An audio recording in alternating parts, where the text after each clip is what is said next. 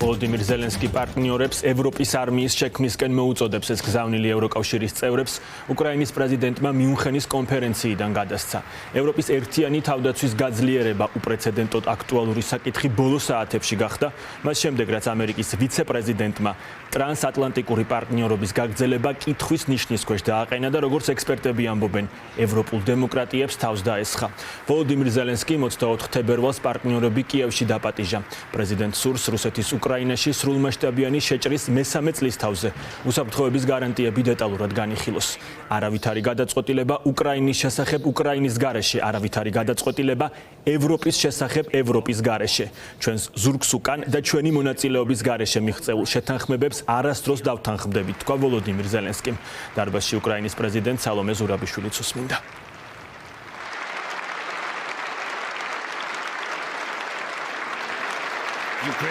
ახლა უკრაინის არმია გლობალური მხარდაჭერის დახმარებით აკავებს რუსეთს, მაგრამ თუ ჩვენ არა, მაშინ ვინ შეაჩერებს მათ?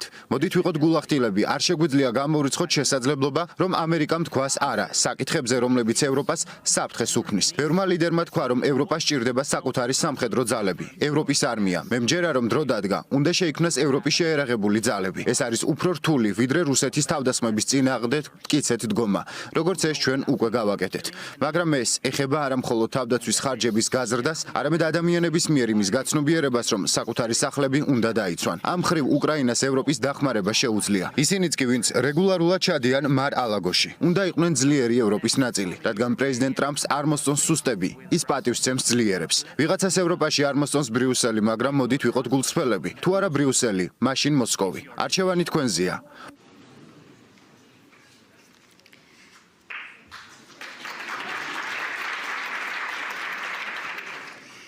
პუტინს არ შეუძლია უსაფრთხოების რეალური გარანტიების შეთავაზება. არა მხოლოდ იმიტომ, რომ ის არის პათოლოგიური მატყუარა, არამედ იმიტომ, რომ რუსეთს დღევანდელ მდგომარეობაში სჭირდება ომი ძალაუფლების შეცანარჩუნებლად და მსოფლიო დაცული უნდა იყოს ამისგან. ვჯერა, რომ უკრაინის უსაფრთხოების ნებისმიერი გარანტიის საფუძველი ნატოში გაწევრიანება უნდა იყოს. ან თუ ეს არაა, მაშინ პირობები, რომლებიც საშუალებას მოგცემს სხვა ნატო შექმნათ, აქ, უკრაინაში.